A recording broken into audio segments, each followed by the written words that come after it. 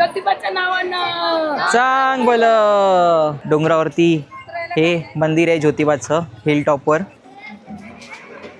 सगळीकडे गुलालच गुलाल आहे आणि गर्दी तर बापरे.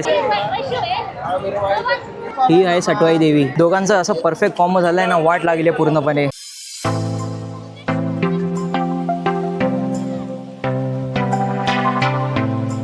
नमस्कार मंडळी, स्वागत आहे तुमचं माझ्या यूट्यूब चॅनलवरती. माझं नाव आहे पार्थिव आणि आज आहे आमचा कोल्हापुरातला दिवस 3 डे 3. आणि आज आम्ही चाललेलो आहे ज्योतिबाच्या नावानं. चांग भलं. ज्योतिबाच्या दर्शनाला चाललेलो आहे आज आम्ही.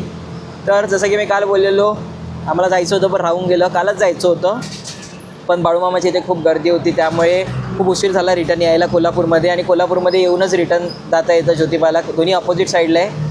बट फायनली आज सकाळी निघालेलो आहे आता ज्योतिबाला जायला. त्याच्यानंतर पन्हाळगडसुद्धा आहे. आता पन्हाळगडाला जायला जर टाईम असेल आमच्याकडे आणि जर ट्रान्सपोर्ट सर्व्हिस अवेलेबल असेल कोणती तर नक्की जाऊ. जर ट्रान्सपोर्ट सर्व्हिस अवेलेबल नसेल किंवा आमच्याकडे टाईम नसेल तर रिटर्न येऊ परत कोल्हापूरमध्ये, कारण की निघायचंसुद्धा आहे, परतीच्या प्रवासालासुद्धा चालू करायचं आहे. तर एक्सायटेड आहे खूप. ज्योतिबा काल आपण पिवळा भंडार लावलेला डोक्याला, आज मस्त गुलाल लावणार आहे.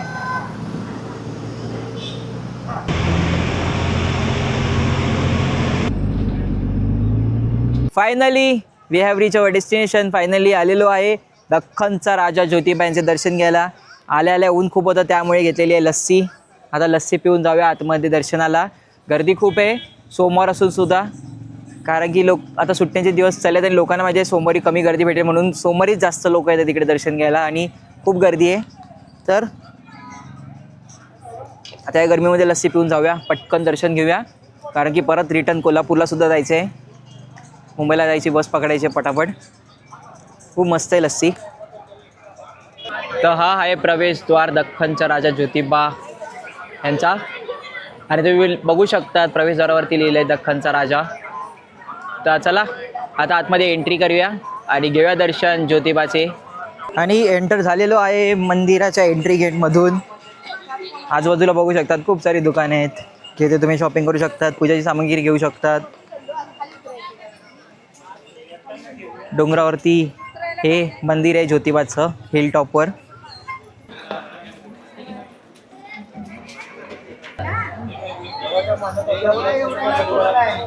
तर फायनली मंदिरात आलेलो आहे आता आपण. एक नंबर. तुम्हाला जर मंदिर बघायचं असेल तर 3, 2, 1 हे बघा मंदिर. हे बघा मंदिर, सगळीकडे गुलाल गुलाल.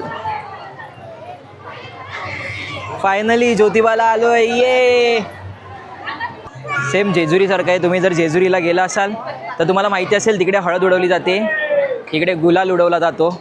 सगळं पिंकिश पिंकिश. बघा गुलाल किती आहे इकडे, सगळीकडे गुलालच गुलाल आहे. आणि गर्दी तर बापरे, सगळे नवीन जोडपं वगैरे आलेले आहेत, नवीन झालेले लग्न, नवीन ज्यांचं लग्न झालं ती लोक जोडपं.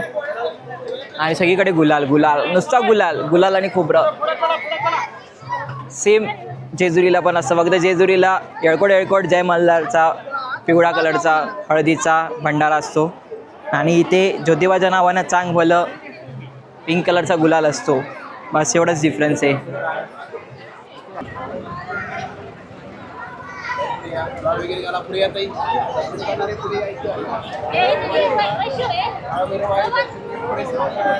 पुढे इकडे आज जाणार नसतं घ्या इकडे. आज जाणार नाही ना तुम्ही, पुढे की. आता आम्ही उडवत आहे भंडारा. जेजुरी सारखंच आहे सेम. उडव उडव उडव.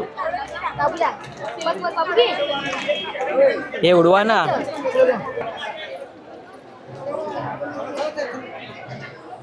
बाबू तू उडव गुलाल. हे ह्याला एवढं हे केलंय, गुलाल लावलाय. हा बघा, हा आहे गुलाल आणि हा उडवायचा असतो इकडे. जेजुरीला कसं आपण हळद उडवतो तसं ज्योतिबाच्या नावानं चांग भलं गुलाल. ज्योतिबाच्या नावानं चांग भलं. हे आहे सटवाई देवीचं मंदिर आणि माहिती तुम्ही वाचू शकता व्हिडिओला पॉज करून. आपलं भाग्य लिहिणारी माता आहे सटवाई देवी. आतमध्ये बघा देवी आहे. ही आहे सटवाई देवी, जी आपलं भाग्य लिहिते लहानपणी, जेव्हा मुलाची 5वी असते तेव्हा. एक तर गर्दी आणि वरनं गरमी, दोघांचं असं परफेक्ट कॉम्बो झालं आहे ना, वाट लागली आहे पूर्णपणे. काय गर्दी आहे सोमवार असून सुद्धा, आणि गरमी तर एवढी होती की बापरे बाप. तरी आत्ताशे 10:30 वाजले, 10:30. काय दाखवू? तर परतीच्या प्रवासाला लागलेलो आहे. ज्योतिबा बस स्टॉपवरून बस अवेलेबल आहे कोल्हापूरला जाण्यासाठी. तर बसमध्ये बसलेलो आहे आणि आता चाललेलो आहे परत एकदा कोल्हापूरला. पन्हाळ्याला नाही जाता आलं कारण की टाईम कमी होता. बस आहे आपली कोल्हापूरवरून, सो पन्हाळ्याला नाही गेलो आणि ट्रान्सपोर्ट सर्व्हिस पण जास्त अवेलेबल नाही पन्हाळ्याला त्याला. तर आता आपण चाललेलो आहे परत एकदा कोल्हापूरमध्ये.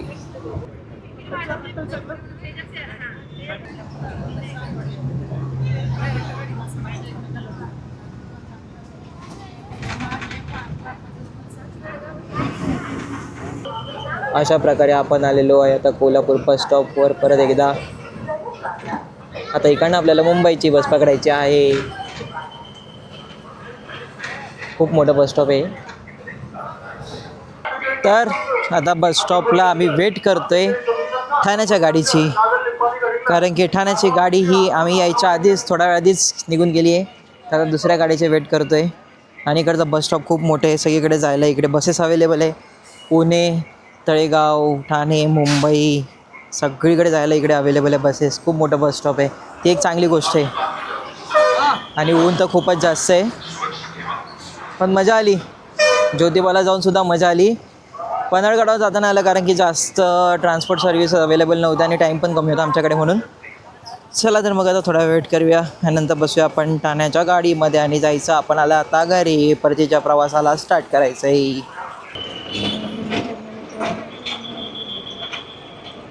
इव्हिनिंग झाली आहे बघा. तर आम्ही आलेलो इथे बस स्टॉपवरती 1 वाजता, 1 PM ला आलेलो आणि आता वाजले आहेत 4:15 आणि अजूनपर्यंत ठाण्याची बस आलेली नाही आहे. म्हणजे बोलण्याचं तात्पर्य हेच की तुमचे पर्सनल व्हेकल असेल तरच इकडे या, अदरवाईज नका येऊ, नाही तर अशी हालत होतील. एवढ्या सगळ्या गाड्या येऊन गेल्या, सगळ्या पुण्याच्या, स्वारगेट, त्याच्यानंतर मन्नीगिरी, परत मग तळेगाव, अशा इकडच्या तिकडच्या गाड्या आल्या, पण ठाण्याची गाडी अजून आली नाही आहे. म्हणजे विचार करा, इथे प्रत्येक गोष्टीचे इश्यूज आहेत. ऑटोवाले तर एवढे लुटतात की बाप रे बाप, पूर्ण तुमचा अर्ध बजेट तर ऑटोवाल्यांच्याच खिशात जाणार आहे आणि उरलेलं तुमचं जे एनर्जी असेल ती अशा ट्रान्सपोर्ट सर्व्हिसमध्येच वाया होणार आहे. तर पर्सनल व्हेकल असेल तर बेस्ट आहे. तुम्हाला फिरायलासाठी सोयीस्कर असेल, तुम्ही सगळीकडे जाऊ शकतात आरामात, ते पण कमी पैशामध्ये. बट जर तुम्ही हे पब्लिक ट्रान्सपोर्टवरती असाल अवलंबून, डिपेंड, तर मग विचार करूनच या इकडे. सगळ्या गाड्या आहेत, सगळ्या गाड्या आहेत, फक्त ठाण्याची गाडी सोडून. हे बघा, सगळ्या गाड्या आहेत, सगळ्या गाड्या चालल्या आहेत, फक्त ठाण्याचीच गाडी लागत नाही आहे. काय माहिती ठाण्याची गाडी अशा कोणत्या ट्रॅफिकमध्ये अडकली आहे की अजूनपर्यंत येत नाही आहे. फ्रस्ट्रेशन यार, फ्रस्ट्रेशन. एक तर आधी थकून आलं उन्हातून आणि वर नाही असं बघायला भेटतं, असं अनुभवायला भेटतं यार. लय कंटाळा आला आहे खूप जास्त आता. आणि अजून 9 ते 10 तासाचं ट्रॅव्हल आहे, बाप रे बाप. आणि डोक्याला ताप झाला आहे, ताप. हे बघा, सगळ्या गाड्या चालल्या आहेत, फक्त आमची ठाण्याची गाडी कुठेतरी अडकून बसली बिचारी. लवकर ये यार, लवकर ये. आम्ही वाट बघतोय, आम्ही एवढी लोक वाट बघतोय ना ठाण्याच्या गाडीची की बापरे बाप, पागल व्हायची तारा आली आता आमच्यावरती. सकाळचे वाजले 3 आणि करेक्ट 3 वाजता आम्ही पोचलेलो आहे. सो या व्हिडिओमध्ये एवढंच. भेटूया आता दुसऱ्या नवीन व्हिडिओमध्ये लवकरच. Till then good night. म्हणजे मॉर्निंग झाली आहे पण मी आता झोपणार आहे घरी जाऊन. तर गुड नाईट भाऊ, गुड नाईट बोला. गुड नाईट बोला. आमची बाबू पण थकली आहे. चला तर मग भेटूया नवीन ब्लॉगमध्ये लवकरच. बाय.